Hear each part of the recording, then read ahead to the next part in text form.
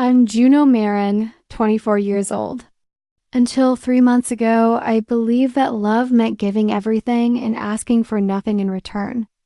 Then my mother took the Italy vacation. I bought her and gave it to my sister instead, without even telling. On me, the betrayal cut deeper than I expected, unraveling years of being the easy daughter. Mom's exact words when I found out still echo. Well, you know how Sorrel gets when she's stressed. She needed this more than you. What she didn't know was that I had been secretly paying her car insurance for 2 years while working double shifts at the gallery. But here's what makes this story even more unbelievable. That moment of heartbreak became the first time I ever chose myself over keeping everyone else happy. How do you rebuild your sense of worth when the people who should love you most treat you like an afterthought? Before we jump back in, tell us where you're tuning in from. And if this story touches you, make sure you're subscribed because tomorrow I've saved something extra special for you. The morning I decided to surprise my mother with a trip to Italy. Charleston was draped in that golden October light that makes even the most familiar streets look like paintings. I was walking to work at Meridian Gallery, clutching a travel brochure I'd picked up during my lunch break the day before. The glossy pages showed Tuscan vineyards and cobblestone streets in Florence, the exact scenes Mam had been clipping from. Magazines and taping to our refrigerator since I was 8 years old. The brochure was already worn from my nervous handling. Creased at the corners where I'd folded and unfolded it a dozen times while calculating whether I could actually afford this. Working at an art gallery in Charleston's historic district sounds more glamorous than it is. I make $32,000 a year helping tourists understand why a local artist's marsh painting costs $800.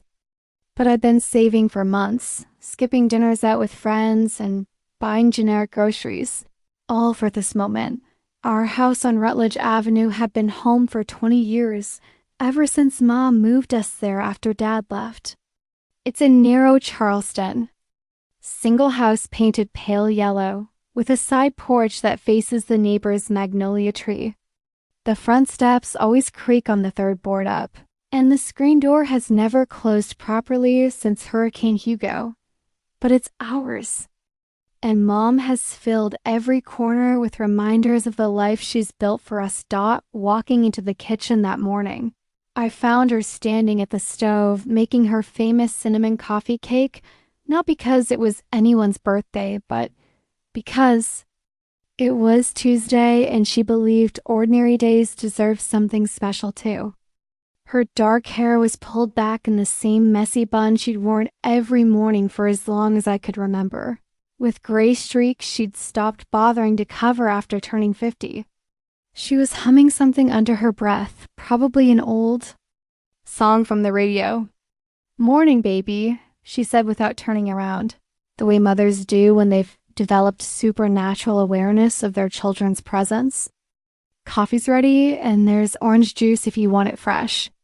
I loved these quiet moments with her before the day demanded anything from either of us. Before she had to think about her job at the department store or worry about whether Sorrel would call asking for money again.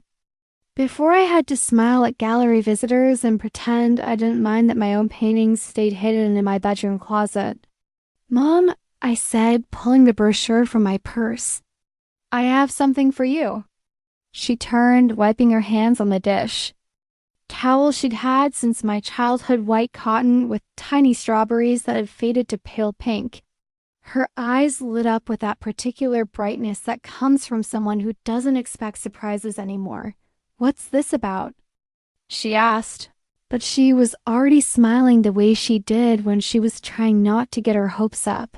I handed her the brochure, watching as she opened it slowly. Her expression shifted from curiosity to wonder to something that looked almost like pain.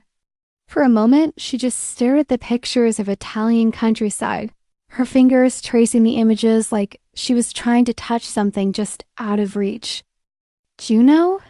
she whispered. This is why are you showing me this? Because we're going, I said, my heart hammering with nervous excitement. You and me, next month. I've already talked to my boss about taking time off, and I know you have vacation. Days saved up. We're going to see everything you've dreamed about. The silence that followed felt enormous. Mom set the brochure down on the kitchen counter next to her recipe box, an old wooden container that had belonged to her mother, filled with index cards covered in faded handwriting. Some of the recipes were in her mother's careful script, others in her own hurried scrawl from the early days of trying to recreate childhood memories for her own daughters. Honey, she said carefully, this must have cost. How did you? Don't worry about the money. I interrupted, though we both knew I wasn't exactly swimming in disposable income. I've been planning this for months. You've wanted to go to Italy since forever, and you've worked so hard for so long. You deserve this. She picked up the brochure again, and I watched her flip through pages showing the Colosseum, the canals of Venice, the rolling hills of Tuscany. These were images she'd been collecting and dreaming about for years, cut from travel magazines and stuck to our refrigerator door like prayer requests. The timing isn't great, she said slowly. With Sorrel going through her breakup and all, the drama with her roommate situation, my stomach dropped a little. This was classic mom, and a good thing that happened had to be weighed against how it might affect Sorrel. My sister had been having roommate drama for 3 months, ever since. Her boyfriend moved out and left her scrambling to cover rent on an apartment she couldn't afford. But there was always something with Sorrel, some crisis that required Mom's emotional energy and financial support. Mom, I said gently, Sorrel is 28. She can handle her own problems for a week while we're gone. She nodded, but I could see the worry lines creasing her forehead. Of course she can. It's just, you know how she gets when she's stressed. I didn't know. When Sorrel got stressed, she called Mom 3 times a day. She showed up at the house, unannounced, and took over the living room with her dramatic reenactments of whatever was going wrong in her life. She borrowed money and forgot to pay it back, borrowed clothes and returned them unwashed, borrowed emotional support and rarely asked how Mom was doing in return. But this wasn't about Sorrel. This was about Mom and me and the relationship we'd built in the quiet spaces between my sister's storms. This was about all the times Mom had sacrificed something she wanted so she could give us what we needed. This was about the way she'd worked 2 jobs to keep us in the same school district after Dad left, and how she never once complained about eating peanut butter sandwiches for dinner so we could have real meals. So you'll think about it? I asked. She looked at me with an expression I couldn't quite read, part gratitude, part something that looked almost like guilt. Baby, this is the most thoughtful thing anyone has ever done for me. Of course I'll think about it. I hugged her, then breathing in the familiar scent of her shampoo and the cinnamon from the coffee cake. She felt smaller than I remembered, more fragile, and I realized how much of our roles had quietly shifted over the years. When had I started being the one who took care of things? When had I become the daughter who anticipated problems and solved them before they became crises? There's one condition, I said, pulling back to look at her. You have to let me spoil you completely. No worrying about money, no trying to find the cheapest restaurants. This is your dream trip, and we're doing. You're right. She laughed, and for a moment she looked like the young woman in the old photos tucked into her mirror frame, the one who'd been brave enough to start over in a new city with 2 small daughters and nothing but determination. How did I get so lucky with you? She asked. You raised me right, I said, and I meant it. That evening I called my best friend Gabe from the gallery's back office, where we kept the extra frames and the coffee machine that never worked quite right. Gabe and I had been friends since college, and he was one of the few people who understood my family dynamics without judgment. He'd grown up in foster care, so he knew something about complicated relationships and the way love could be both fierce and imperfect. She said yes? He asked, and I could hear the smile in his voice. She said she'd think about it, which in mom language means yes, but she's going to worry about it for 3 days first. This is huge, Juno. When's the last time your mom did something just for herself? I tried to think of an example and couldn't come up with one. Mom's pleasures were small and mostly centered around us, making our favorite meals, watching movies. We picked buying little gifts she couldn't afford for birthdays and holidays. Even her hobbies like gardening and cooking seemed designed around making life better for other people. Exactly, I said. That's why this is perfect. She needs this. And what about you? When's the last time you did something just for yourself? The question caught me off guard. I was doing this for myself, wasn't I? Making mom happy made me happy. Seeing her finally get something she dreamed about for years would be worth every extra shift I'd worked to save the money. This is for me, I said. Making her happy makes me happy. There was a pause on the other end of the line, and I could practically hear Gabe choosing his words carefully. He had a way of seeing straight through to the heart of things, which was part of why I loved him and part of why his observations sometimes made me uncomfortable. I know it does, he said finally. I just hope you know you're allowed to want things for yourself too. After we hung up, I sat in the gallery's back office for a long time, surrounded by paintings waiting to be hung and the lingering smell of turpentine. Through the window, I could see people walking down King Street, tourists with cameras and locals heading home from work. Everyone looked like they knew where they were going, like they had clear destinations and purposes. I thought about Gabe's question and realized I couldn't remember the last time I'd wanted something that wasn't connected to making someone else happy. When had I stopped having dreams that were just mine? When had I decided that the safest way to love people was to need nothing from them in return? But looking at the Italy brochure tucked into my purse, I felt something that might have been my own happiness stirring beneath the satisfaction of giving mom this gift. Maybe part of me had chosen Italy because I wanted to see it too. Maybe part of me was tired of living vicariously through other people's adventures. Maybe this trip could be for both of us. 3 weeks later, I was organizing the gallery's inventory when my phone buzzed with a text from Mom. Can we talk tonight? About the trip. My heart jumped.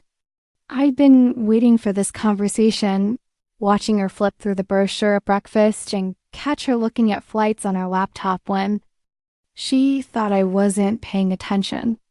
She'd been building up to saying yes, and I'd been trying to give her the space to get there on her own. That evening, I found her in the kitchen again, this time making her famous pot roast, the kind of meal she cooked when she had something important to discuss. The whole house smelled like onions and herbs, and she'd set the table with the good plates, the ones with tiny blue flowers that had been her mother's. So, she said, not quite meeting my eyes, I've been thinking about Italy, and I tried to keep my voice casual, but my hands were shaking a little as I reached for my water glass. I want to go. I really, really want to go. She paused, and I could see her working up the courage to continue. But I was thinking, what if we made it a family trip? What if Sorrel came with us? The words hit me like cold water. I set down my fork and looked at her, trying to process what she just said. You want Sorrel to come? I asked. She's been having such a hard time lately, and you know how much she loves to travel. Remember that summer she went backpacking through Europe? She still talks about it. And she speaks a little Italian from that class she took, so she could help us navigate. Mom, I interrupted. This was supposed to be our trip, you and me. She looked uncomfortable, twisting her napkin in her lap the way she did when she knew she was disappointing someone but didn't know how to stop herself. It could still be our trip, she said. Just with Sorrel, too. It might be nice to have all three of us together for once. We never do things as a complete family anymore. I stared at her, feeling something sharp and painful blooming in my chest. We never do things as a complete family because Sorrel is always too busy or too broke or too something to participate. But now that someone else is paying, suddenly, she's available? That's not fair, Juno. You know your sister is going through a rough patch. Sorrel is always going through a rough patch, I said, and immediately felt guilty for the bitterness in my voice. When isn't she dealing with some crisis that requires everyone else to rearrange their lives? Mom's face shifted into the expression she wore when she was trying to keep peace between us patient and slightly wounded, like she was absorbing all the conflict into herself to keep it from spreading. I just thought it would be nice, she said quietly, the three of us making memories together. But I could see what was really happening. This wasn't about making memories or including Sorrel in some grand family bonding experience. This was about Mom's inability to enjoy anything if it meant someone else might feel left out, especially if that someone was Sorrel. It was about the way she always tried to manage my sister's emotions by giving her access to everything, even things that weren't meant for her. How many people can the hotel room fit? I asked, though I already knew the answer would reshape everything. Well, we probably need to get a different room. Maybe 2 rooms, or a suite with a pull-out couch, which meant spending more money I didn't have, which meant changing the entire dynamic of what was supposed to be an intimate trip for 2, which meant watching Sorrel charm waiters in her broken Italian while I faded into the background like I always did when we were together. Let me think about it, I said, using Mom's own words from weeks earlier. But even as I said it, I could see the relief on her face. She thought I was going to say yes. She thought I was going to be the understanding daughter I always was, the one who stepped aside gracefully and made room for whatever Sorrel needed. And the terrible thing was, I probably would. That night, I lay in bed staring at the ceiling and trying to untangle the knot of emotions in my chest. Part of me wanted to call Mom right then and tell her yes. Of course Sorrel could come, anything to make her happy. Part of me wanted to call Sorrel and tell her to stay home, to let me have this one thing that was supposed to be mine. But mostly I felt exhausted by the familiar weight of being the daughter, who was expected to understand everything and ask for nothing. The daughter who was supposed to be grateful for whatever attention was left over after Sorrel's needs were met. The daughter who had learned so early to make herself small and easy and convenient that I'd forgotten how to take up the space I deserved dot through my bedroom window. I could see the neighbor's magnolia tree silhouetted against the streetlight. Its branches were bare now, waiting for spring to come and wake up all the sleeping flowers. I wondered what it would feel like to bloom that boldly, to take up that much space without apology. I wondered if I'd ever find out. 2 days later, I was hanging a new exhibition at the gallery when my phone rang. Sorrel's name flashed on the screen, and my stomach immediately tensed. She never called me directly unless she wanted something. Juno. Her voice was bright with artificial enthusiasm. Mom told me about your amazing surprise. Italy. Can you believe it? I'm so excited. There it was. Mom had already told her about the invitation, and in Sorrel's mind, the decision was already made. She was coming, and my feelings about it were irrelevant. It's supposed to be a mother-daughter trip. I said carefully, right? And I'm a daughter too. She laughed, like I'd made some silly joke. Don't worry, I won't cramp your style. I know how to give you two space when you want to have your heart-to-hearts. Heart-to-hearts. As if my relationship with Mom was some quaint little sideshow that she was graciously allowing to continue. Sorrel, I planned this trip for Mom and me. I saved money for months, and that's so sweet of you. Really, Juno, this is the most generous thing you've ever done. Mom is over the moon about it. She wasn't listening. She never listened when someone tried to set a boundary with her. She just talked over it until the other person got tired of fighting. I was thinking we could stay an extra day in Rome, she continued. I know this amazing little hotel near the Pantheon from when I was backpacking. It's probably booked, but I have connections. Connections? Sorrel always had connections. She knew people, and they remembered her because she was charming and beautiful, and the kind of person who left an impression. I was the kind of person who tried not to be any trouble.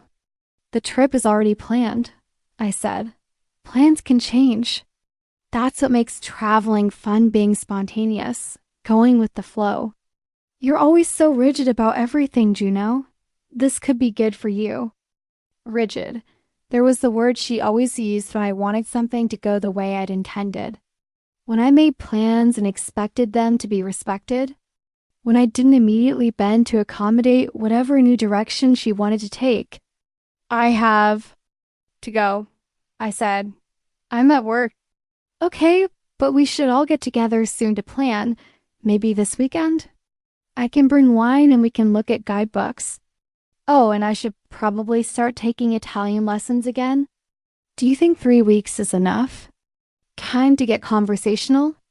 She hung up before I could answer, leaving me standing in the gallery surrounded by paintings of Charleston landscapes, the same marsh views and historic house portraits that sold to tourists who wanted to take a piece of our city home with. Then I thought about that word, rigid. Was it rigid to want something I'd planned and saved for to remain the way I'd envisioned it?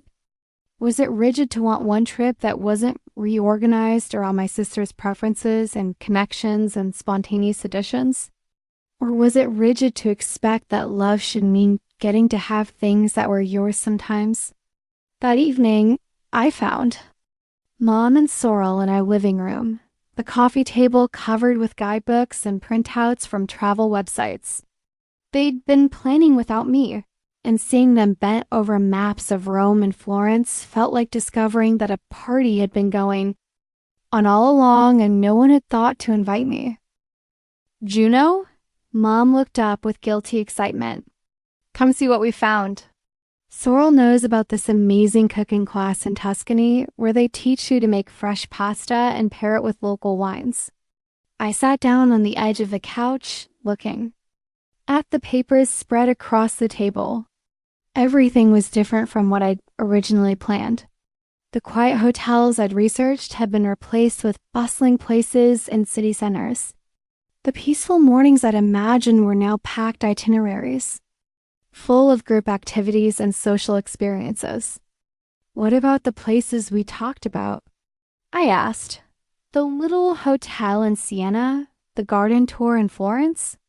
Those are still on the list, Sorrel said, though I couldn't see them anywhere in the chaos of new plans.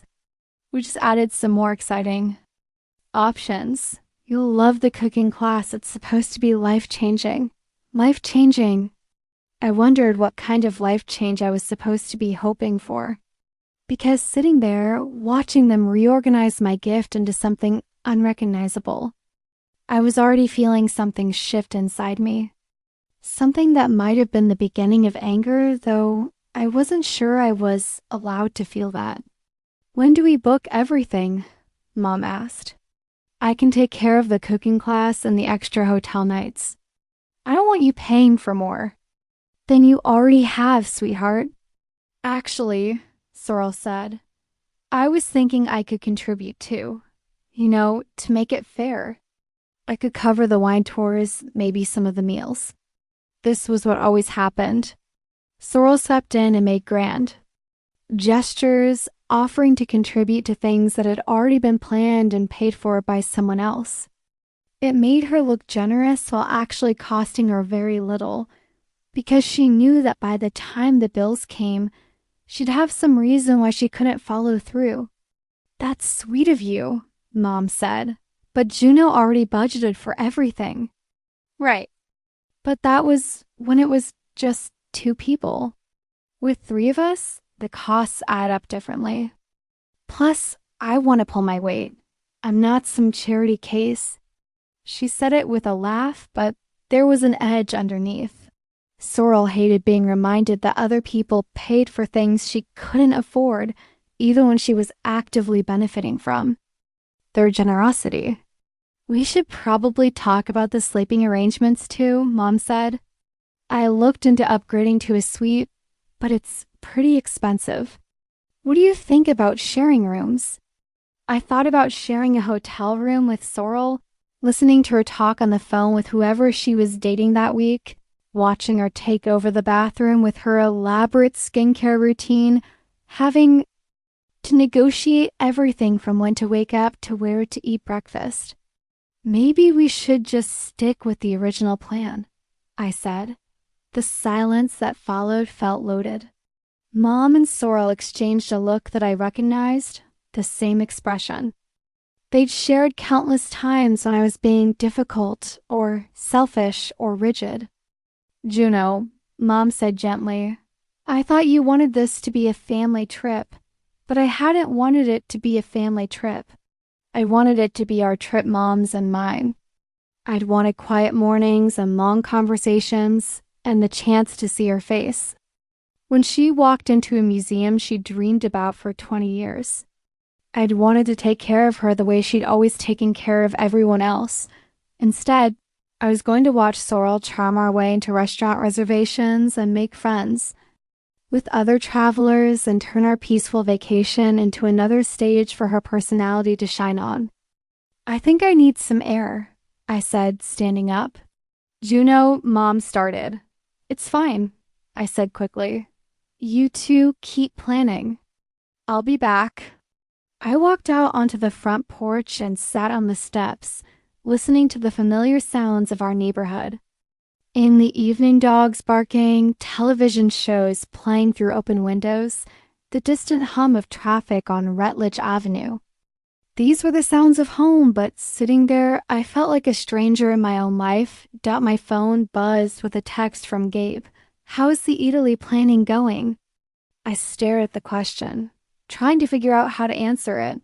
How was it going? My carefully planned gift had been transformed into something completely different, and I was expected to be grateful for the privilege of watching it happen. "It's complicated," I texted back. "Want to talk about it?" "Yes," I thought. I wanted to talk to someone who would understand why I felt so small and invisible, even though nobody had technically done anything wrong. I wanted to talk to someone who wouldn't tell me I was being selfish for wanting my gift to remain my gift. "Tomorrow?" I typed. "After work. Always." Telling and preparing this story took us a lot of time. So if you are enjoying it, subscribe to our channel. It means a lot to us. Now back to the story. I looked back through the screen door and saw Mom and Sorrel still bent over their travel guides, their heads close together as they pointed out restaurants and museums. They looked happy, excited, completely absorbed in planning what would probably be a wonderful trip. The fact that it was no longer the trip I planned for, dreamed about, or saved for seemed like a small thing to be upset about. But small things, I was starting to realize, could still break your heart. The next evening, I met Gabe at our usual spot, a coffee shop on King Street that stayed open late and didn't mind if customers lingered for hours over a single drink. It was the kind of place where local artists displayed their work on rotating schedules and the baristas knew everyone's regular order. Gabe was already waiting in our favorite corner booth, 2 cups of coffee cooling on the table between us. "Okay," he said as I slid into the seat across from him. "Tell me about this complication." I started from the beginning, the planning. The surprise, Mom's reaction, and then the conversation about Sorrel joining us. As I talked, I watched Gabe's expression shift from interested to concerned to something that looked like barely contained frustration. "Wait," he said when I finished. "Let me make sure I understand this. You planned and paid for a trip for you and your mom. Your mom then invited your sister without asking you. And now you're all planning a completely different trip that costs more money and bears no resemblance to what you originally intended. When you put it like that, it sounds worse than it is." "Juno," he reached across the table and covered my hand with his. "It sounds exactly as bad as it is." I looked down at our joined hands. Gabe had long fingers, with a small scar on his thumb from a childhood accident he'd never fully explained. His touch was warm and steady, the kind of anchor I'd been craving. All week, "She's going through a hard time," I said, the familiar words feeling automatic in my mouth. "She's always going through a hard time. That doesn't mean she gets to hijack your relationship with your mother. It's not hijacking. She's part of the family too. Of course she is. But this wasn't a family trip. This was your gift to your mom, and your mom's chance to show you that you matter to her as much as your sister does." The words hung in the air between us, heavy with a truth I'd been trying not to see. Because that's what this had been about, wasn't it? It wasn't just about giving Mom something she'd always wanted. It was about having proof, for once, that I was important enough to have her attention all to myself. It was about mattering as much as Sorrel did. "Maybe I'm being selfish," I said. "Maybe you're finally being human." I looked up at him, surprised by the edge in his voice. "Juno, I've watched you do this for years. You make yourself small so other people can be big. You give up things you want so other people can have things they want. You apologize for taking up space and then wonder why no one saves any room for you. That's not, when's the last time you put yourself first? When's the last time you said no to something your family wanted because it wasn't what you wanted?" I opened my mouth to answer and realized I couldn't. Every family decision I could remember had been filtered through what would make Mom happy or what would keep Sorrel from having a meltdown. My preferences were always the ones that got compromised. My plans were always the ones that got changed. My feelings were always the ones that were expected to be flexible. "I don't know how to be any different," I said, and my voice came out, smaller than I'd intended. "I know you don't. But maybe it's time to learn." We sat in silence for a while, watching other customers come and go. A group of college students was studying for exams at a nearby table, their textbooks and laptops creating a barrier between them and the rest of the world. An older man sat alone by the window, sketching something in a notebook while his coffee grew cold. Everyone looked so sure of their place in the world, so comfortable taking up exactly the amount of space they needed. "What would happen if you said no?" Gabe asked eventually. "To the trip? To Sorrel coming? What if you told your mom that this was supposed to be your time together and you want to keep it that way?" I tried to imagine that conversation and felt my stomach clench. Mom would be disappointed. She'd think I was being mean to Sorrel. And what if she did think that? What's the worst thing that would happen? The worst thing. I tried to picture it, Mom's face falling, the guilty silence that would follow, the way both of them would start treating me like I'd revealed something ugly about myself, the way family gatherings would become tense and careful, with everyone walking on eggshells around my sudden selfishness. "They'd think I was a different person than they thought I was," I said. "Maybe that's not such a bad thing." I stared at him. "What do you mean?" "Maybe the person they think you are isn't the person you actually want to be. Maybe it's time for them to meet the real Juno, the one who has opinions and boundaries and wants things for herself. The idea was terrifying and thrilling at the same time. What would it feel like to be known for who I actually was instead of who I'd trained myself to be? What would it feel like to have people love me not because I made their lives easier, but because they genuinely enjoyed my company? I don't even know who that person is anymore, I admitted. Then maybe Italy is the perfect place to find out. He was right, I realized. Whether Sorrel came or not, this trip could be a chance to practice being someone different. Someone who spoke up when things weren't going the way she wanted. Someone who took up space without apologizing for it. The question was whether I was brave enough to try. That weekend, I made a decision. I was going to talk to Mom, really talk to her, not just hint around the edges of what I was feeling and hope she'd figure it out. I was going to explain why this trip mattered to me and ask her to reconsider making it a family affair. I found her in the garden on Saturday morning, transplanting the herbs she'd been growing on the kitchen windowsill into larger pots. She was wearing her oldest jeans and a flannel shirt that had belonged to my father, her hands already dirty from the soil. This was Mom at her most peaceful, surrounded by growing things, creating something beautiful with her hands. Mind if I help? I asked. Always, she said, handing me a small trowel. The basil is getting too big for its pot. Poor thing has been practically screaming for more room. We worked in comfortable silence for a while, our hands moving in the familiar rhythm of digging and planting.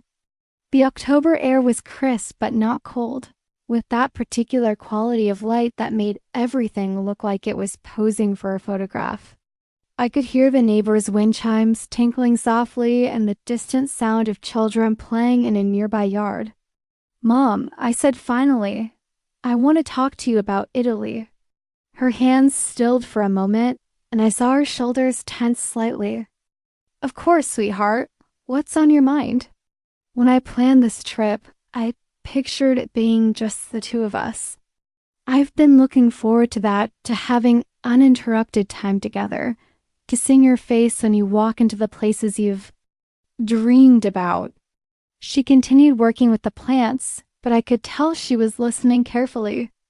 I love Sorrel, I continued, but when she's with us, the dynamic changes. She has such a big personality that she tends to take over conversations and situations, and I was hoping this could be our time. Mom was quiet for a long moment, her hands gentle with the basil as she settled it into its new pot. I understand what you're saying, she said finally, and I appreciate that you want to spend time with me. But Sorrel is going through such a difficult period right now. This trip could be exactly what she needs to reset and refocus. There it was again, Sorrel's needs taking precedence over everything else, including the original intention of my gift. What about what I need?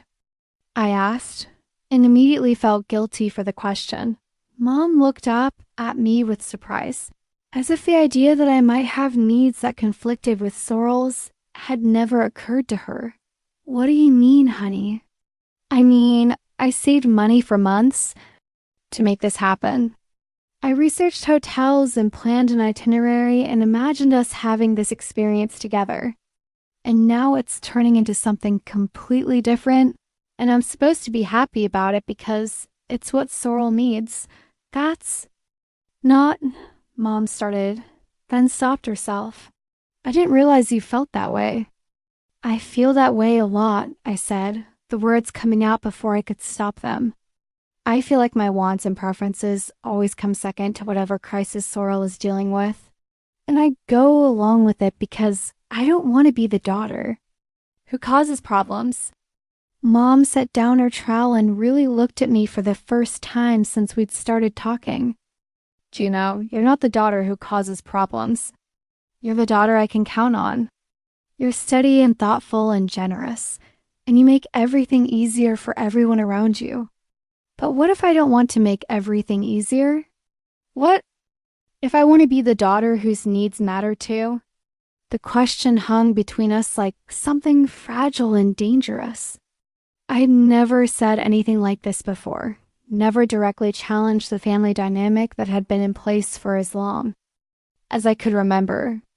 Your needs do matter, Mom said, but her voice sounded uncertain, like she was trying to convince herself as much as me. Then can this trip be just for us? Can we go back to the original plan and leave Sorrel at home?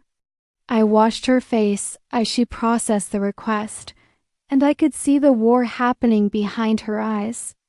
Part of her wanted to say yes, I could see, in the way her expression softened when she looked at me. But another part of her was already thinking about how to explain to Sorrel that she couldn't come, how to manage the disappointment and drama that would follow. She's already so excited, Mom said finally. She's been talking about it all week, showing me pictures of places she wants to see. I don't know how I'd tell her she can't come. And there it was, the real answer. Mom couldn't bear to disappoint. Sorrel, even if it meant disappointing me instead, even if it meant changing the entire nature of a gift I'd given her. So my gift becomes about managing Sorrel's feelings, I said. That's not fair, Juno, isn't it? Everything in this family becomes about managing Sorrel's feelings. Her breakups, her job problems, her housing situation, we all have to rearrange our lives around whatever emotional state she's in. She's struggling. She's always struggling. And we're always dropping everything to help her struggle more. Comfortably. I could hear my voice getting louder, but I couldn't seem to stop myself. When do I get to struggle? When do I get to have problems that matter enough to change plans for? Mom looked stricken, and I immediately felt terrible for her. Raising my voice, this was exactly what I'd been afraid of, revealing the ugly, resentful parts of myself that I usually kept hidden. I'm sorry, I said quickly. I didn't mean to. No, Mom interrupted. Don't apologize. I'm glad you told me how you're feeling. But even as she said it, I could see the wheels turning in her head, trying to figure out how to fix this without having to choose between her daughters. What if we compromise? She asked. What if Sorrel comes for part of the trip, but we also make sure to have some time that's just us, a compromise? Of course, it was always compromises when it came to Sorrel ways to include her while minimally acknowledging everyone else's preferences. Mom, I said tiredly. This was supposed to be your dream trip. The one you've been talking about and saving pictures of for years. Don't you want it to be exactly what you've imagined? She looked down at her hands, still dirty from the soil. I want my family to be happy. All of your family? Or just the part of it that makes the most noise when it's unhappy? The words came out harsher than I'd intended, and I saw Mom flinch. But I was tired of pretending that the family dynamic was equal, that everyone's happiness mattered the same amount. I need to think about this, she said finally. I nodded, even though I could already see the direction her thinking would take. She'd find a way to include Sorrel while making small concessions to my feelings, maybe. A mother-daughter dinner or a quiet morning before Sorrel joined us. She'd frame it as everyone getting what they wanted, even though it meant I got a fraction of what I'd actually planned for. Take all the time you need, I said. But as I watched her return to her planting, her movements now tense and careful, I realized something had shifted. For the first time in my life, I'd asked for what I wanted directly, without coding it in. Apologies or qualifying it with concerns for everyone else's feelings. Thought it felt terrifying and liberating at the same time. That evening, I was cleaning up after dinner when Sorrel burst through the front door with the energy of someone who had news to share. Juno, she called, not bothering to close the door behind her. Perfect timing. I just got off the phone with that hotel near the Pantheon and they had a cancellation. We can stay there for 2 nights if we book by Monday. She was in the kitchen before I could respond, pulling out her phone to show me pictures of a boutique hotel that looked expensive and crowded and nothing like the quiet place I'd originally chosen. "Look at this rooftop terrace," she continued, scrolling through photos. "We could have aperitivos every night and watch the sunset over the city. It's going to be magical." I looked at the pictures, then at Sorrel's excited face, then at Mom, hovering in the doorway with an expression that suggested she hadn't told Sorrel about our conversation yet. "Did you book it?" I asked. "Not yet, but I told them I'd call back on Monday. The woman I talked to was so sweet. She's from Rome originally, and she gave me all these recommendations for places tourists never find." "Of course she did, Sorrel." Had a gift for making instant connections with strangers, for getting people to go out of their way to help her. It was one of the things that made her so appealing and so exhausting at the same time. "Sorrel," I said carefully, "Mom and I were just talking about the trip plans." "Oh, good. I have so many ideas." "There's this incredible market in Florence that's only open on weekends. And I found a wine tour that includes transportation from the city center. Plus, my friend Marcus, you remember Marcus, right? He has a cousin who works at the Uffizi, so we might be able to get a private tour." She was talking fast, the way she did when she was excited about something, her hands gesturing animatedly as she painted a picture of the trip she'd already designed in her head. It sounded wonderful and adventurous and completely different from anything I imagined. "Sorrel," Mom said from the doorway, "maybe we should slow down a little." "Why?" Sorrel laughed. "We leave in 3 weeks. There's so much to plan." I looked at Mom, waiting to see if she'd explain about our conversation. If she'd found the courage to tell Sorrel that her automatic inclusion in the trip wasn't as settled as she'd assumed. "Juno has some concerns about the itinerary," Mom said. Carefully, Sorrel turned to me with raised eyebrows. "What kind of concerns?" This was the moment. I could feel it hanging between us like a door that was either going to open or slam shut forever. I could back down, make some excuse about minor scheduling conflicts, and let the conversation fade away. Or I could step through the door and say what I really meant. "I planned this as a trip for Mom and me," I said. "Just the 2 of us." Sorrel blinked, like she was having trouble processing the words. But Mom said, "I know what Mom said." "But that wasn't the original plan." "Okay, but plans change. That's what makes life interesting." She looked between Mom and me, her expression shifting from confusion to something that might have been hurt. "Are you saying you don't want me to come?" The direct question caught me off guard. Sorrel never asked direct questions about emotional things. She usually just steamrolled ahead and assumed everything would work out in her favor. "I'm saying this was supposed to be something special between Mom and me, and I'd like to keep it that way." "But we're all family," she said, and her voice had taken on the particular tone she used when she felt she was being treated unfairly. "Why would you want to exclude me from something special?" "Because not everything has to include you," I said, and immediately felt like a terrible person for saying it. The silence that followed was loaded with years of unspoken tension. Sorrel stared at me like I'd slapped her, and Mom looked like she wanted to disappear into the floor. "Wow," Sorrel said finally. "I had no idea you felt that way about me." "It's not about you," I said quickly. "It's about wanting some time alone with Mom." "It sounds like it's about me," she said, and now her voice was getting that edge it took on when she was building up to a fight. "It sounds like you think I ruin everything just by being there." "That's not what I said." "It's what you meant. Though, isn't it?"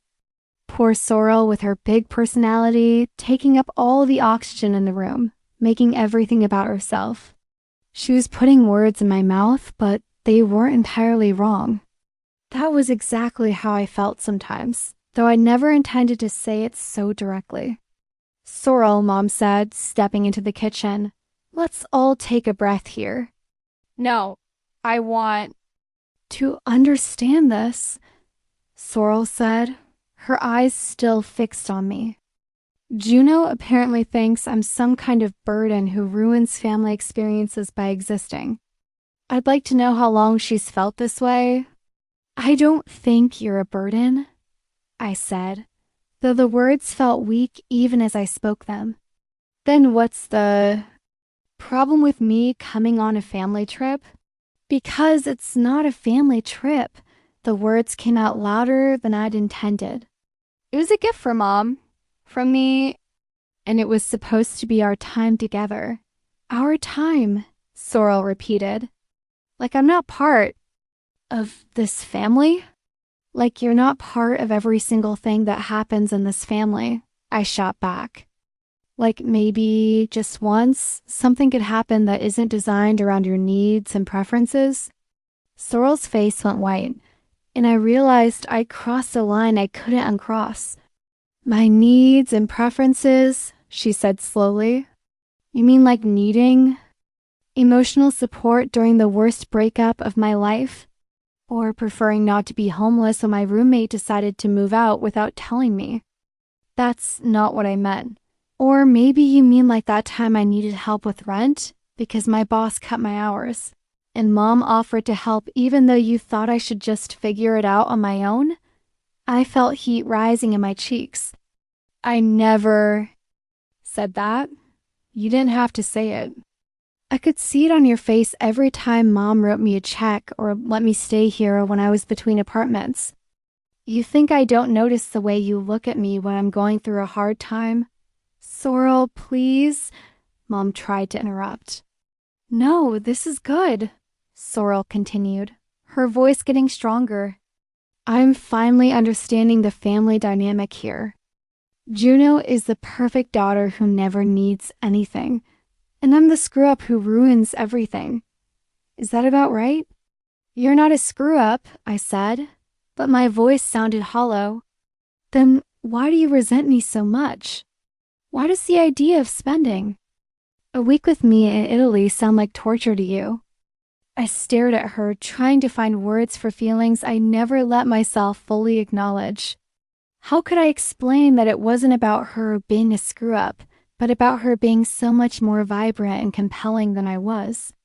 How could I tell her that when we were together, I felt like I disappeared entirely, like I became nothing more than a supporting character in her story? It's not about spending time with you, I said finally. It's about never getting to be the main character in my own life. The words hung in the air between us, raw and honest and more revealing than I'd intended. Sorrel's expression shifted, confusion replacing anger. What does that mean? It means that when you're around, everything becomes about you. Your stories, your problems, your connections, your plans. And I just fade into the background. I don't do that on purpose. I know you don't, but it happens anyway. Mom had been standing frozen during our entire exchange, but now she stepped forward. Girls, she said softly. This is getting out of hand, is it? I asked, looking at her. Or is this the first honest conversation we've had about family dynamics in years? Juno, Mom said, and her voice had a warning tone. No, Mom, I'm tired of pretending everything is fine. I'm tired of being the daughter who never makes waves while Sorrel gets to have feelings and opinions and needs that matter. Your feelings matter too, Mom said. Then prove it, I said. Let this trip be what I planned it to be. The kitchen fell silent except for the hum of the refrigerator and the distant sound of traffic on Rutledge Avenue. Mom and Sorrel both stared at me like I'd become someone they didn't recognize. Maybe I had. I need some air, Sorrel said finally, and walked out the back door without looking at either of us. Mom and I stood in the kitchen. the weight of everything I'd said settling between us like dust after an explosion. I should go talk to her? Mom said, "Of course you should," I said, and I couldn't keep the bitterness out of my voice. Mom paused at the door, her hand on the handle. "Juno, I know this is hard." "Do you?" I asked. "Do you really know how hard it is to always be the one? Who understands, who makes room, who steps aside? Do you know what it feels like to give someone the thing they've dreamed about for 20 years and watch them give it away to someone else?" She turned to look at me, and for the first time, I saw something that might have been recognition in her eyes. "I never meant for you to feel that way," she said. "But I do. And now you have to decide what you're going to do about it." She nodded slowly, then went outside to find Sorrel. Through the kitchen window, I could see them talking by the magnolia tree, their heads bent together in serious conversation. Mom's hand was on Sorrel's shoulder, offering comfort the way she always did when Sorrel was upset. I stood alone in the kitchen, surrounded by the remnants of dinner and the lingering tension of the fight, and realized that for the first time in my life, I asked for what I wanted. Without apologizing for wanting it. It felt terrible and necessary at the same time. The next morning, I woke up to find an envelope that had been slipped under my bedroom door. My name was written on it in Mom's careful handwriting, and inside was a boarding pass not for Italy, but for Edinburgh, Scotland. There was also a short note. "Sometimes the journey we need isn't the one we planned. This is yours. Love, Mom. P.S. The Italy trip is canceled. I think we all need some time to figure things out." I stared at the boarding pass, my heart hammering. Edinburgh, a city I'd mentioned loving in passing conversation months ago after watching a documentary about Scottish castles. Mom had remembered, and somehow she'd managed to book me a solo trip while dealing with the aftermath of our family explosion. Thought my phone buzzed with a text from her. At the store, Sorrel went back to her apartment. "We can talk when I get home." "If you want. But first, just think about whether you want to take that trip. It leaves next week. Next week. 7 days in Scotland, alone, with nothing but my own thoughts and desires to guide me. The idea was terrifying and thrilling in equal measure. I was still staring at the boarding pass when Gabe called. "How did it go?" he asked without preamble. "I think I just blew up my family," I said. "Good, Gabe." "Juno, sometimes things have to break before they can be fixed properly." "Tell me what happened." I told him about the fight, about the things I'd said that couldn't be taken back, about waking up to find a plane ticket to Scotland under my door. "Your mom bought you a solo trip to Edinburgh?" he asked when I finished. "Apparently. That's actually kind of amazing." "Is it? I feel like I just destroyed everything." "Or maybe you finally told the truth about everything. There's a difference." I looked at the boarding pass again, at the departure date that was exactly 1 week away. What if I go and realize I've made a terrible mistake? What if I come back and nothing can be fixed? And what if you go and realize you're stronger than you thought? What if you come back knowing exactly who you are and what you deserve? Through my bedroom window, I could see the neighbor's magnolia tree, its bare branches reaching toward sky that promised rain. In a few months, those branches would be covered with enormous white blooms that would last for exactly 2 weeks before falling to the ground like snow. But for those 2 weeks, the tree would be the most beautiful thing in the neighborhood, impossible to ignore. "I think I want to go," I said. "I think you should." That evening, I found Mom in the living room, reading a book she'd checked out from the library about Italian art history. She looked up when I came in, and I could see the uncertainty in her eyes. "How are you feeling?" she asked. "Confused, scared, maybe a little excited." That sounds about right. I sat down on the couch next to her, close enough to see the pictures. In her book, Renaissance paintings and ancient sculptures, all the beautiful things she'd been dreaming of seeing in person. "I'm sorry I canceled Italy," she said softly. "But I realized that trip hang so far away from what you intended that it wasn't fair to any of us anymore. What about your dream of going there? I'll still go someday. But when I do, I want it to be for the right reasons, with the right people, at the right time." I picked up the Scotland boarding pass from the coffee table where I'd left it. "Why Edinburgh?" "Because you mentioned it once, and your face lit up when you talked about the castle and the old city. And because I thought maybe you needed to. Go somewhere that was just yours, somewhere that had nothing to do with family history or expectations." "Are you sure you're okay with me going alone?"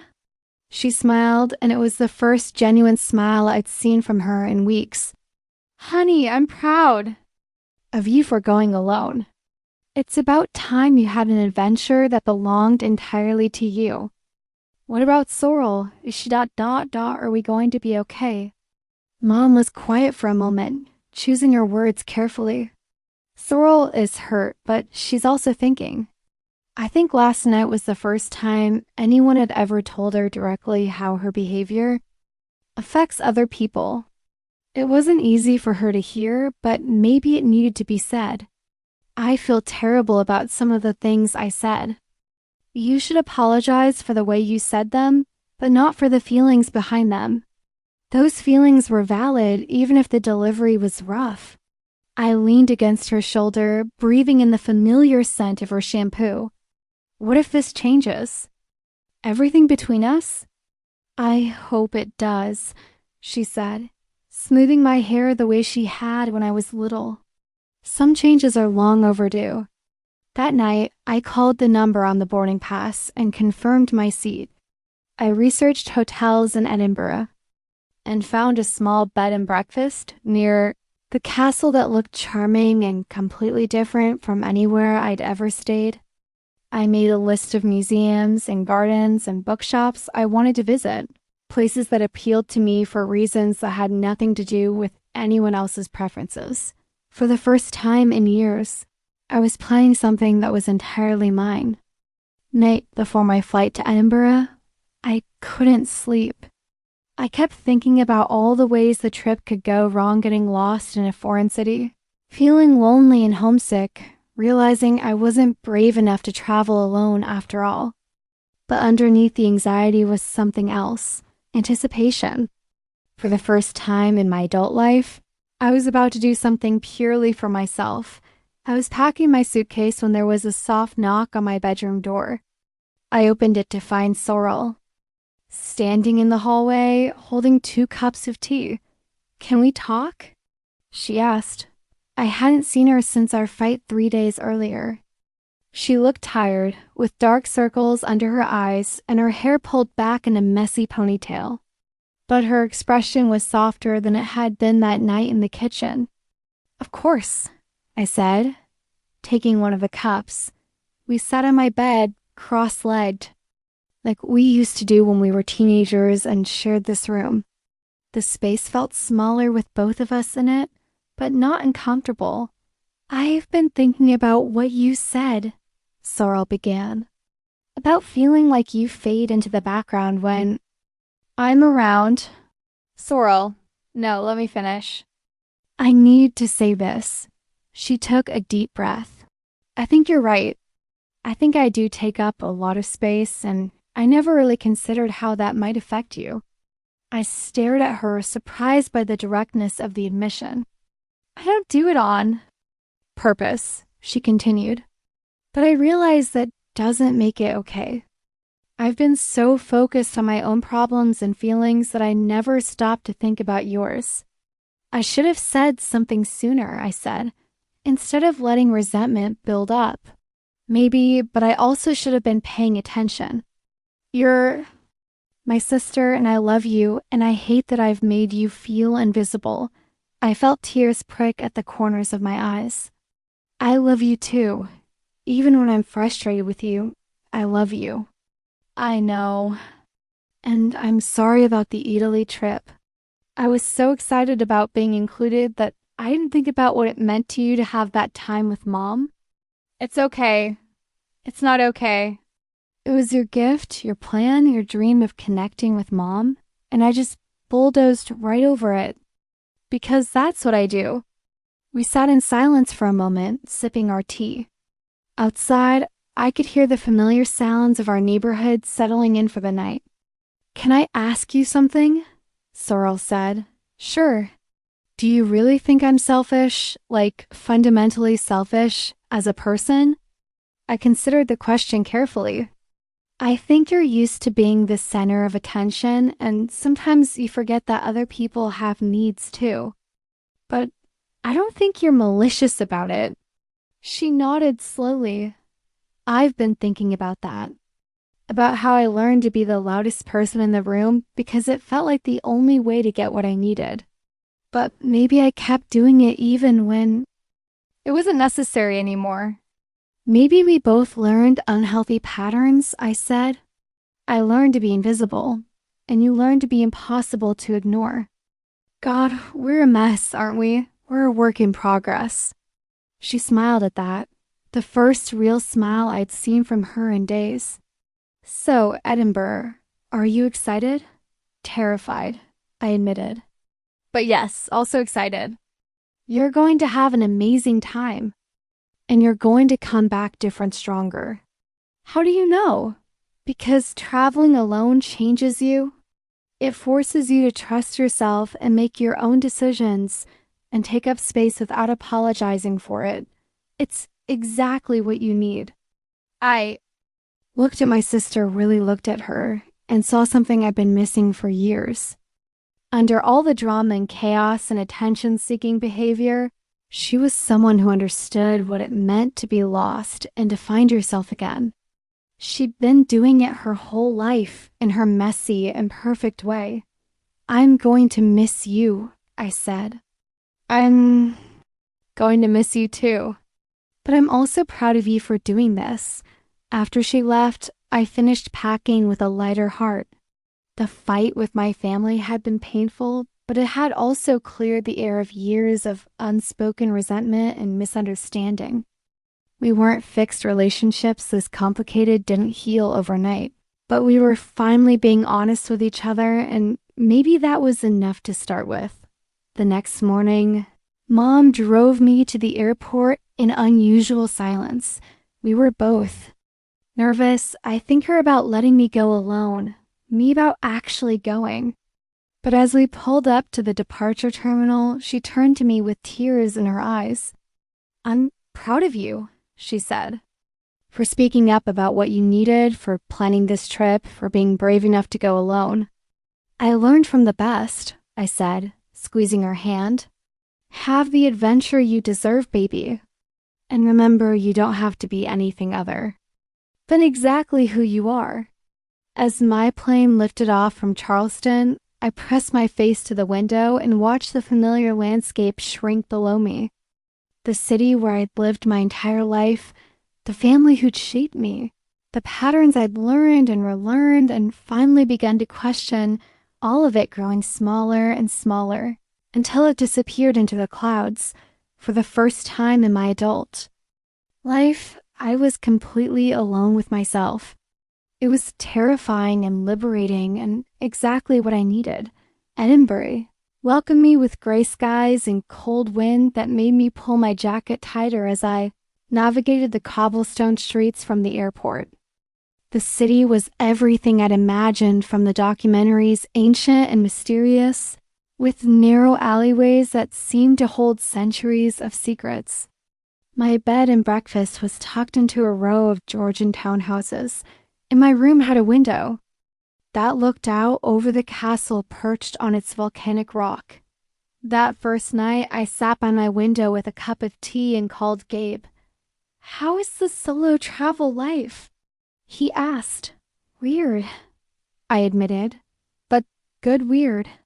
I had dinner at a pub by myself tonight, and nobody stared at me or acted like it was strange.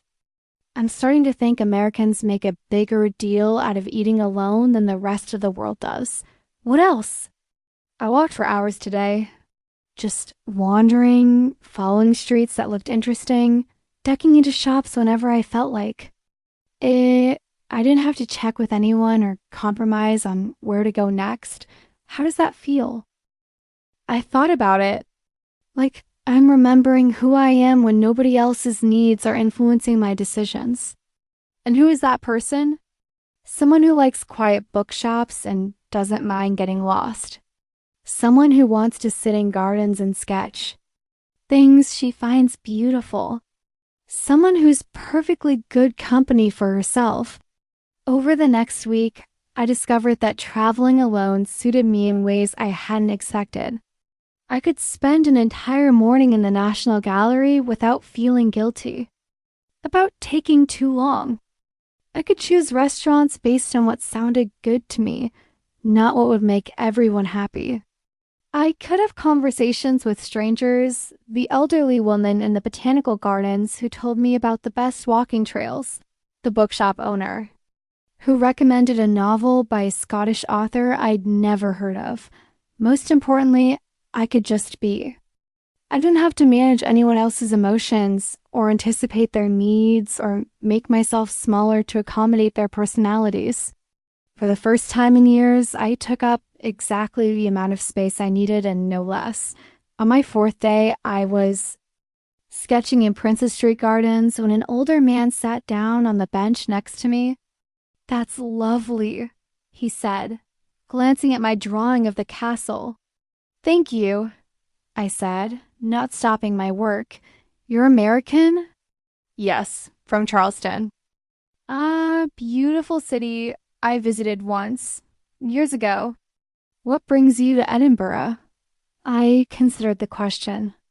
I needed to remember what it feels like to make decisions for myself. He nodded as if this made perfect sense. "And are you remembering?" "I think so." "Good. That's the thing about traveling alone. It strips away all the noise and lets you hear your own voice again." That evening, I called home. Mom answered on the second ring. "How's my world traveler?" she asked. "Good, really good, actually. How are things there?" "Quiet, different. Sorrel came by yesterday, and we had a long talk about family dynamics and patterns. She's thinking about going to therapy." "Really?" "Really." She said the fight with you made her realize some things about herself that she didn't like. I felt a mix of relief and guilt. I hope she knows I didn't mean to hurt her. She knows. And she also knows that sometimes the truth hurts before it helps. What about you? How are you dealing with all of this? Mom was quiet for a moment. I'm realizing that I've been so focused on keeping everyone happy that I forgot to pay attention to whether anyone was actually healthy. There's a difference between peace and just avoiding conflict. Are you okay with me being here? Really? Juno. Honey, hearing you talk about your day, about choosing where to go and what to see and how to spend your time, you sound more like yourself than you have in years. How could I not be okay with that? After we hung up, I sat in my small hotel room and thought about the conversation. Mom was right. I did feel more like myself, but who was that self exactly? Who was Juno when she wasn't defined by her role in the family, when she wasn't trying to be the easy daughter who never caused problems? I was someone who loved quiet mornings and long walks. Someone who noticed details, the way light fell through. Stained glass windows, the sound of different accents mixing in crowded markets. Someone who was perfectly content with her own company, but also enjoyed brief conversations with strangers.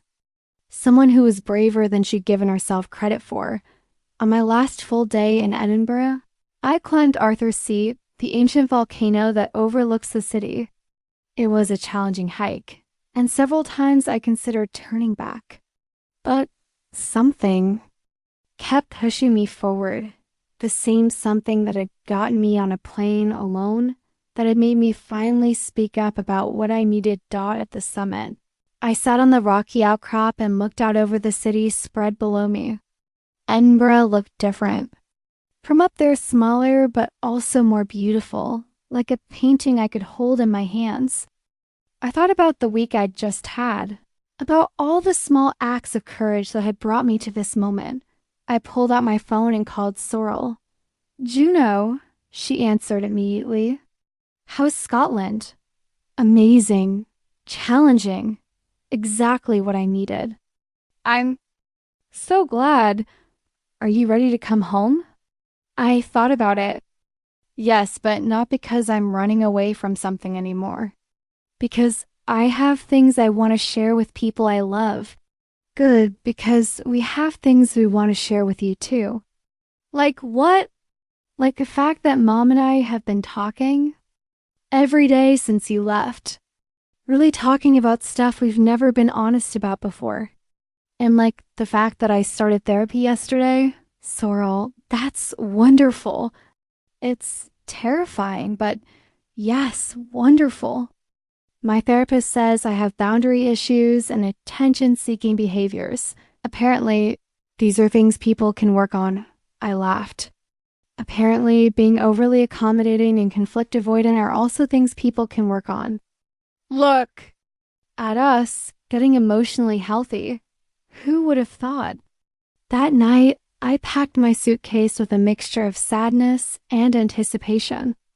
I was sad to leave Edinburgh, the city that had given me space to remember who I was. But I was also excited to go home and see if the person I'd rediscovered here could exist in Charleston too. At the airport the next morning, I bought postcards to send to Mom and Sorrel and Gabe, but I also bought one for myself, a picture of Arthur's Seat with the city spread below it. I wanted to remember this view, this feeling of having climbed something difficult and found myself stronger than I'd expected. On the plane home, I wrote in a journal I bought in an Edinburgh bookshop.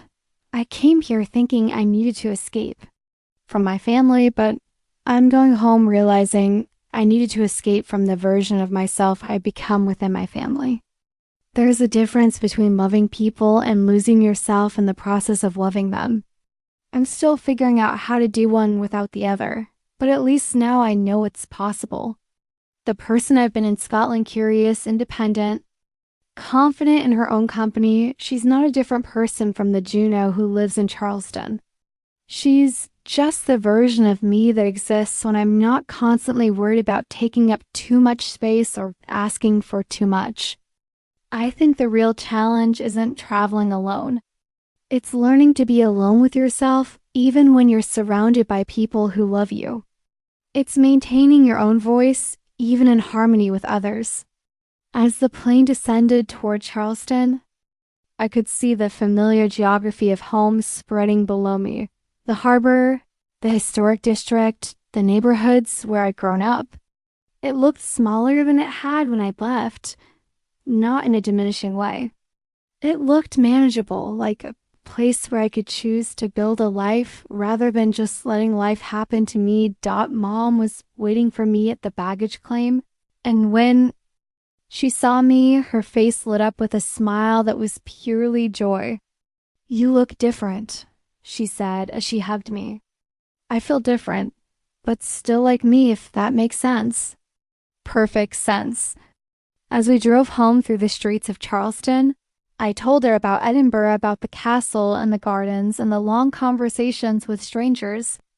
But mostly I told her about the feeling of making choices based solely on what I wanted, of taking up space without apology. "I want to keep some of that when I'm home," I said. "I want to be someone who has opinions and preferences and boundaries, even with people I love."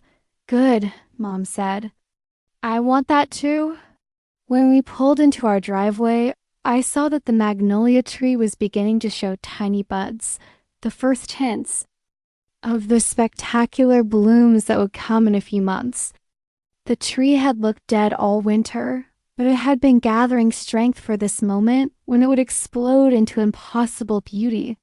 I thought maybe I understood something about that kind of patience now. about the way things sometimes had to. Looked like they were falling apart before they could become what they were meant to be. That evening, the three of us sat in our living room, Mom, Sorrel, and me with takeout Chinese food and cups of tea. It felt different from our family dinners before my trip.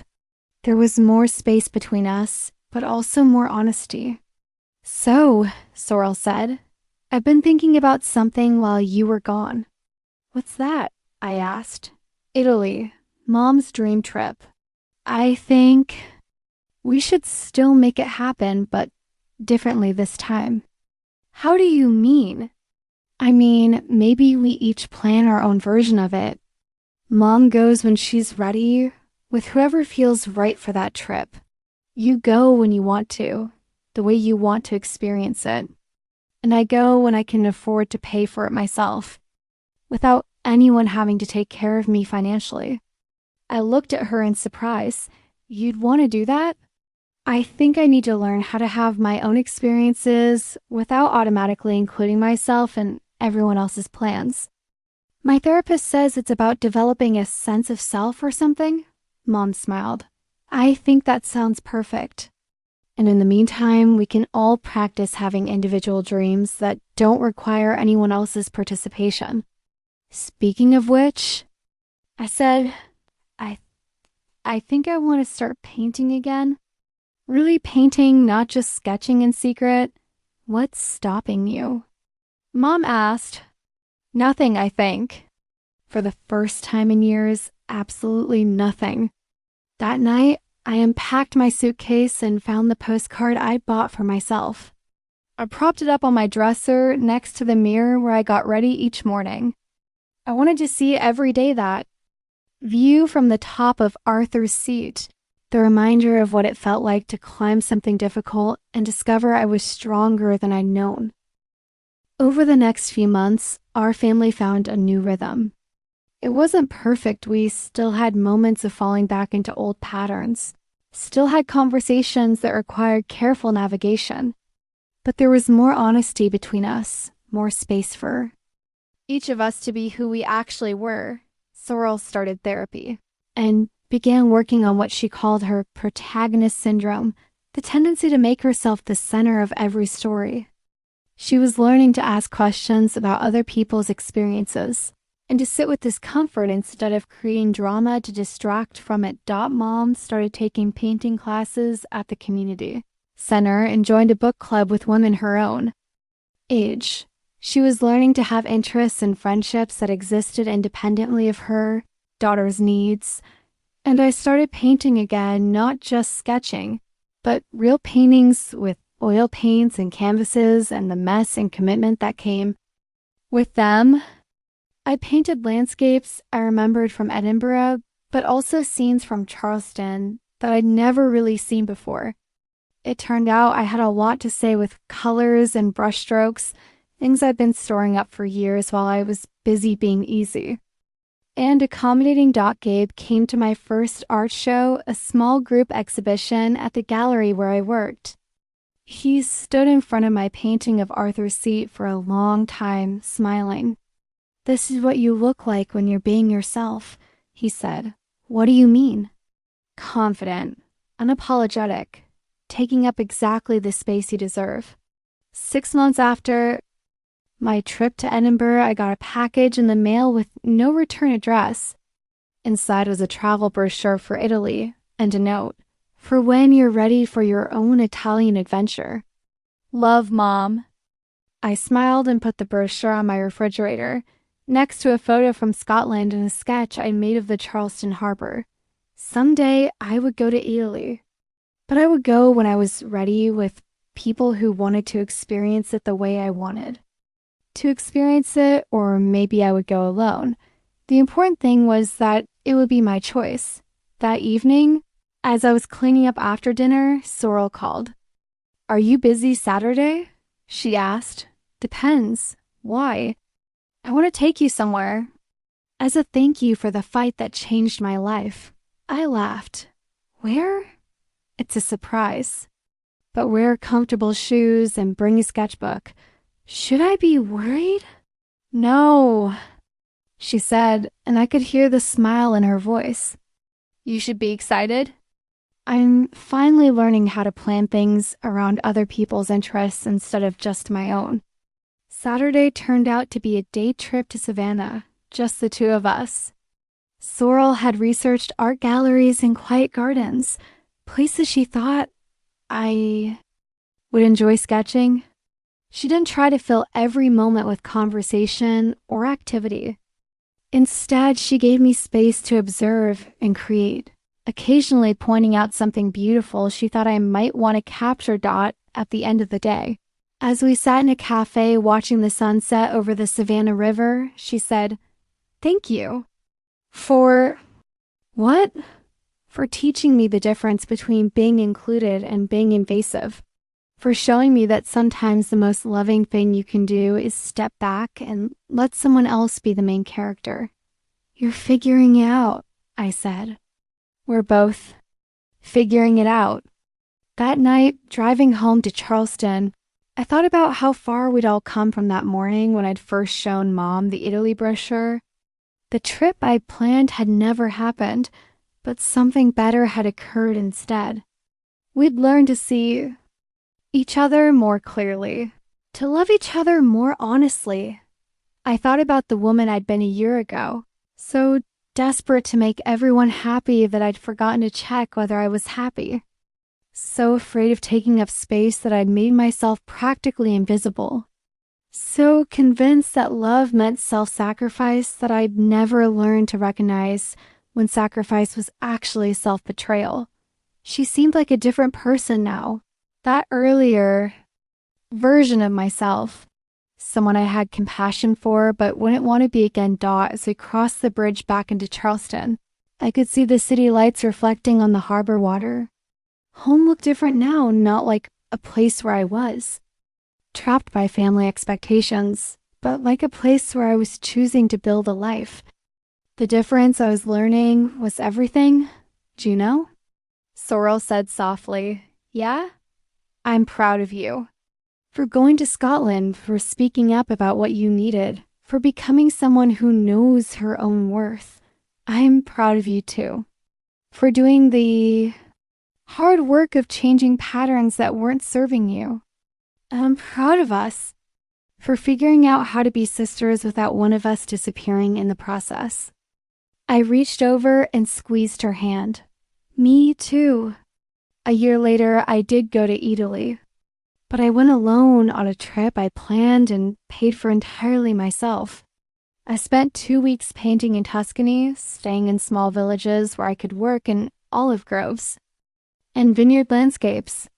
I sent postcards home, but I also kept a journal filled with sketches and observations that belonged only to me.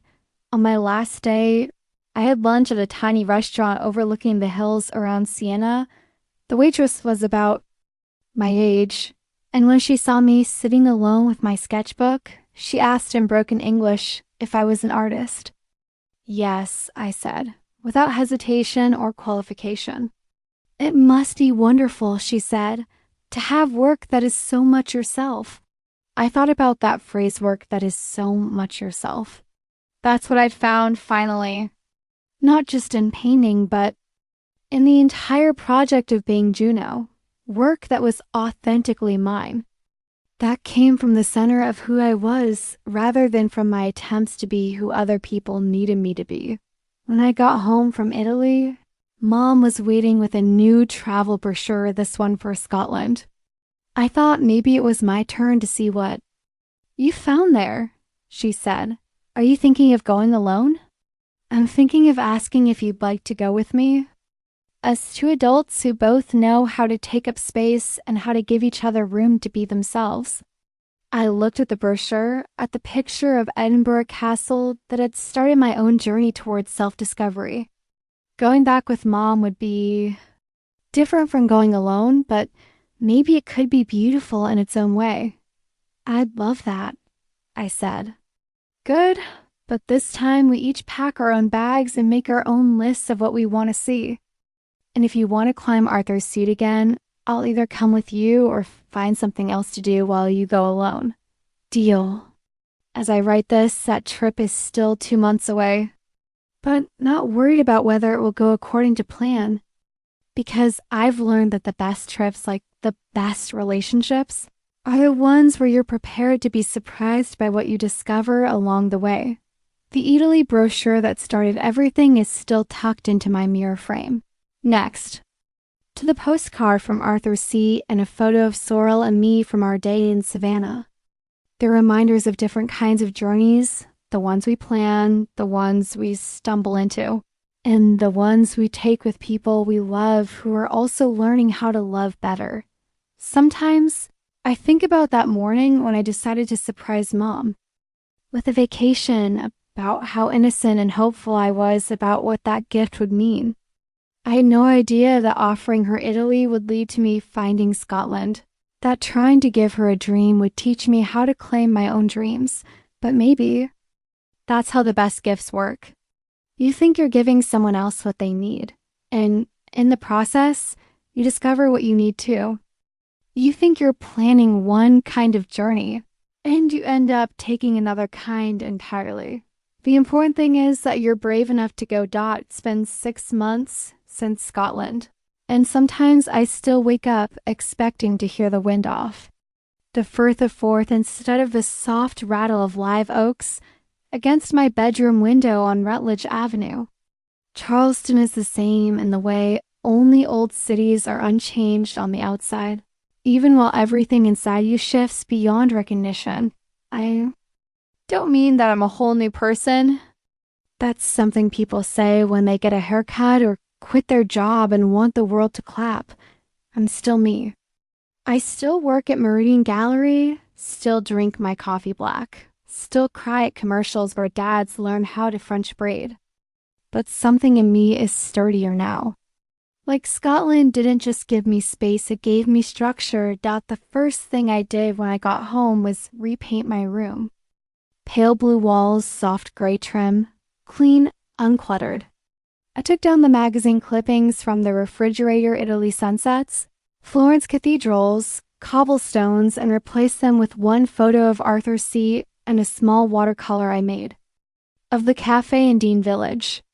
Mom didn't say anything about it, but I caught her looking at it more than once, her hand resting absently on the door handle like she was holding something back. The second thing I did was start painting again.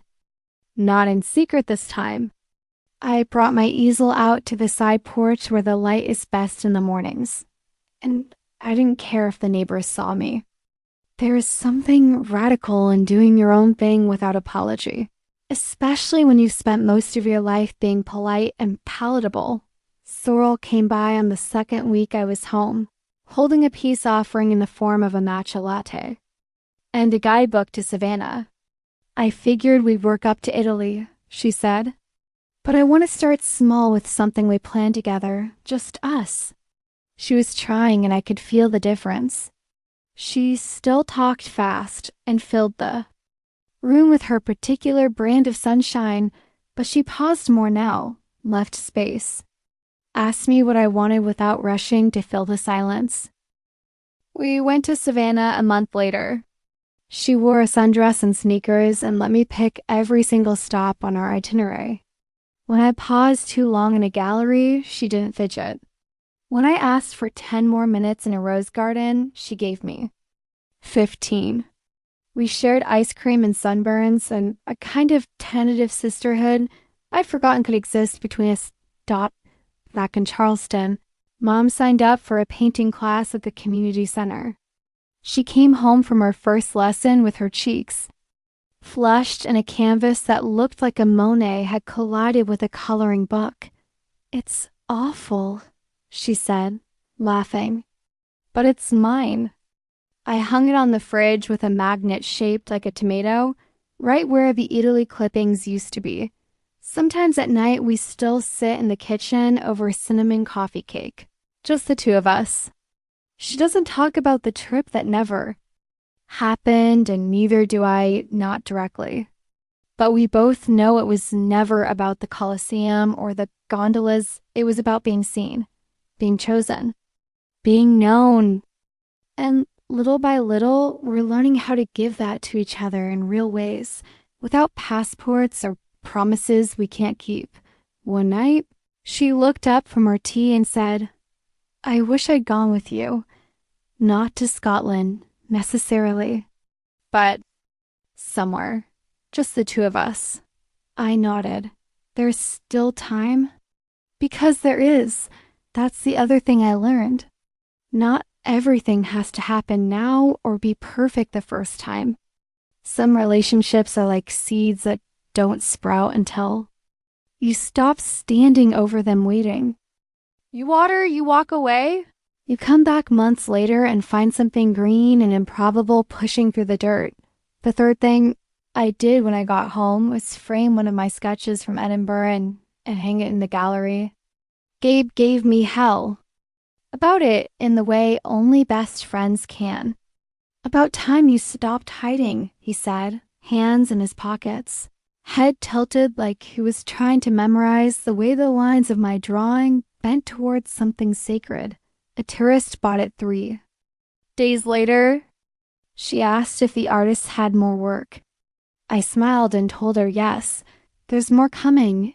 You'd be surprised how much of your identity is made up of habits you didn't choose, like checking your phone before saying yes to something, just to see if someone else might need you first, or scanning a room to make sure everyone is okay before asking for what you want, or the way you start to smile before saying no, like softening the blow will make the request less selfish. The hardest part of growing wasn't learning new things. It was unlearning who I thought I had to be at first. The unlearning showed up in quiet ways.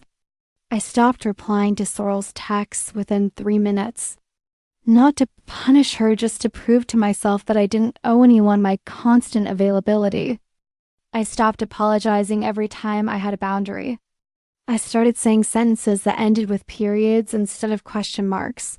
"I can't make it. I don't want to go." That doesn't work for me. It felt unnatural. Rude, even. But then something funny started happening. People adapted. No one exploded. No one cut me off.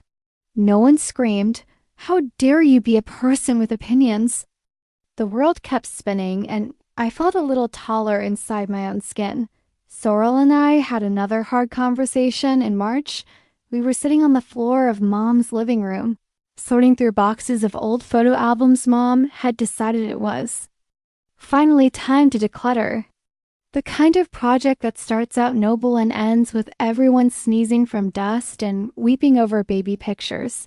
"I used to think you were lucky," Sorrel said, holding up a photo of me at 6 years old with a bowl cut and glitter sneakers. "Because you never needed as much." I laughed. "You mean I never asked for as much?" She nodded. "Exactly. And it made me feel guilty. Like I was greedy for needing more from Mom. More attention, more help, more everything." "You didn't make me small, Sorrel. I made myself small because I thought that was the only way to be loved." She went quiet, flipping through a stack of photos. "I think we both misunderstood the assignment," she said eventually. "You thought love meant being easy. I thought it meant being loud enough not to be forgotten." We sat in silence after that, the kind that doesn't need to be filled. It felt like forgiveness was happening between us, not as a single event, but as a gradual loosening of old stories. Later that week, Sorrel came to my art show at the gallery. It was a group exhibition featuring local women painters, and I submitted 3 pieces, all quiet landscapes, all full of solitude and color and space. She brought flowers and asked thoughtful questions about the paintings. She didn't try to make the evening about her. She even stepped away when a woman asked about commissions. "You were glowing," she told me afterward, walking with me to my car under the orange haze of Charleston street lamps, like someone who finally stepped into the center of her own story. I thought about that phrase for days. The center of my own story. It wasn't a place I was used to standing, but it didn't feel selfish anymore. It felt earned, Mom had started painting with more regularity too.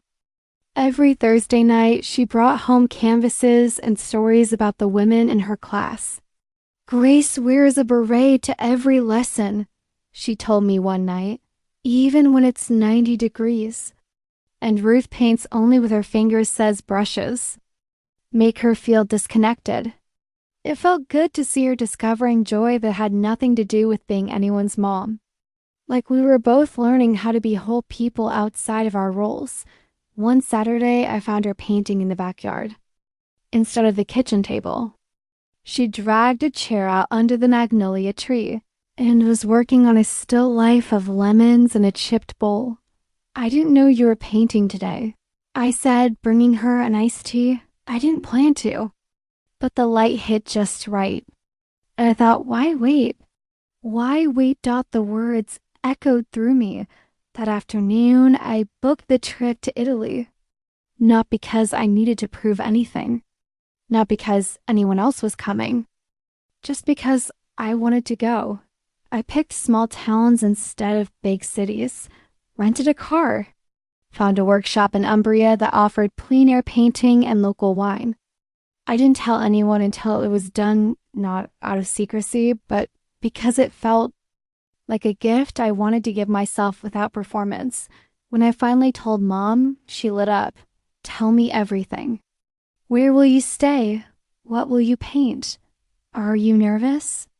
A little, I admitted. But I think that's how you know. It's the right kind of adventure. Gabe texted me the next day. Please take blurry photos of pasta and send long poetic voice notes about olive trees. I expect nothing less. The truth was, I hadn't just planned a trip. I'd claimed a part of myself I'd been afraid to want. The girl who used to make herself small wouldn't have dared to go.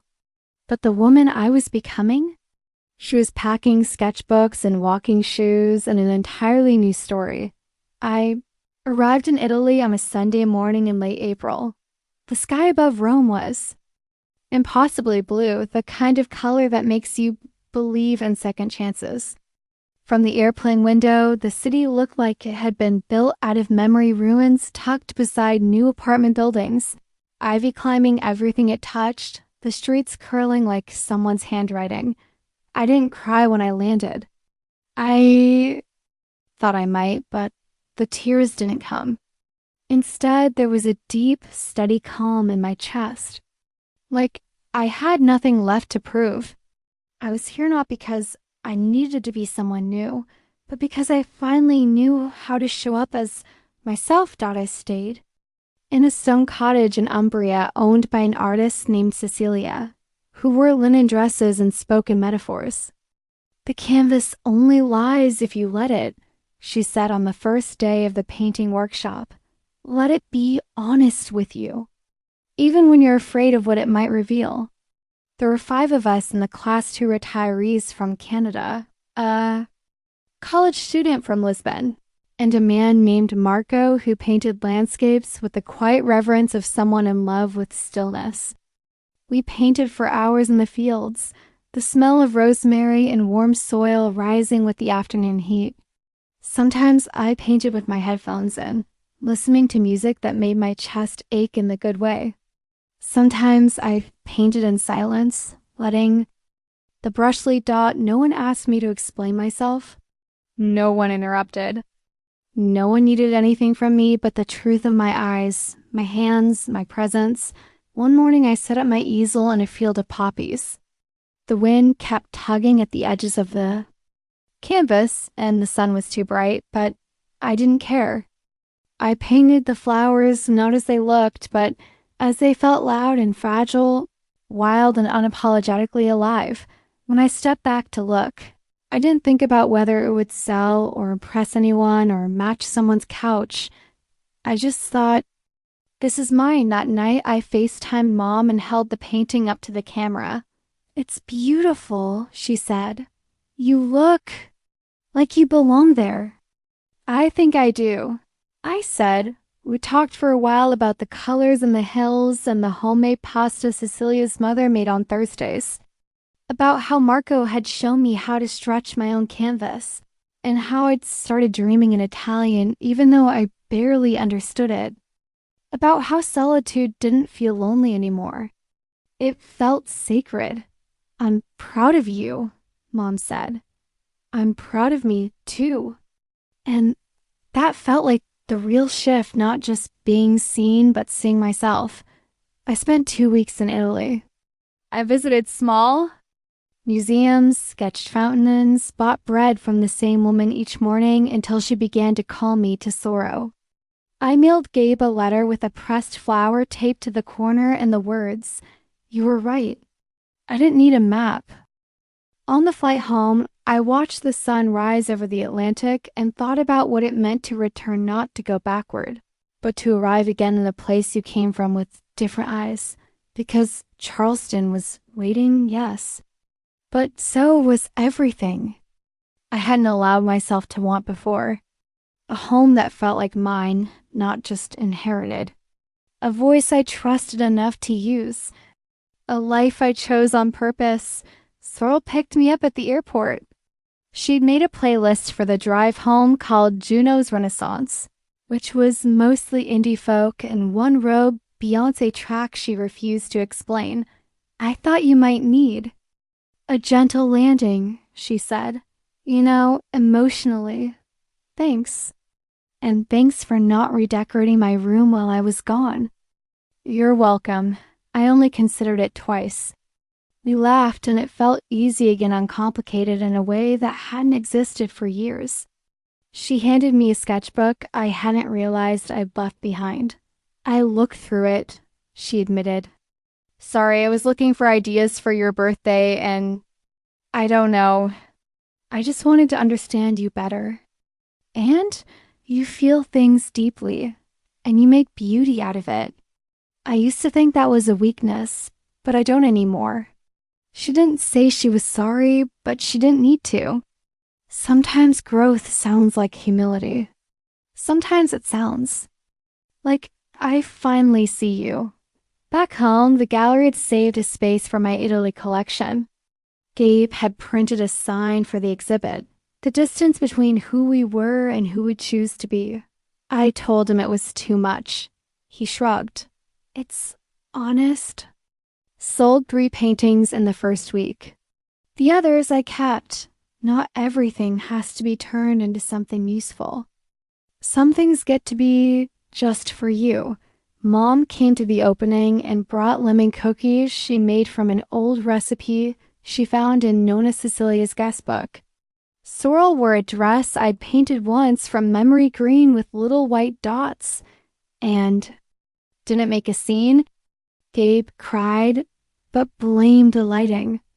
I stood in the center of the room and didn't try to shrink dot. There are still days when I fall back into old patterns. When I offer too much, expect too little, apologize for being tired. But I catch myself now. I pause. I breathe. I choose again. I'm learning that healing isn't a straight line. It's a spiral, a dance, a conversation with the parts of yourself that got left behind. But every time I choose myself, every time I say yes to what matters and no to what doesn't, I move closer to the life I want.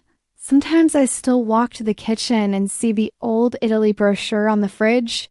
Its corners curling slightly, not as a wound anymore, but as a witness. A reminder that love can be messy and still worth fighting for. That speaking up can be painful and still necessary. That you can lose what you thought you needed and find something better waiting in the wreckage. That the people who love you most won't always understand your first no, but the right ones will stay long enough to witness your first yes dot. So here's mine. Yes, to being the main character of my own life. Yes, to traveling alone and coming home to people who love me. Yes, to soft mornings and loud laughter and imperfect, real connection. Yes, to taking up space with color, with voice, with joy dot. Yes, to the becoming dot up next. We have 2 more incredible stories that are waiting for you. Just click the image you want to watch and it will take you there. If you enjoyed this video, make sure to subscribe. It would mean a lot.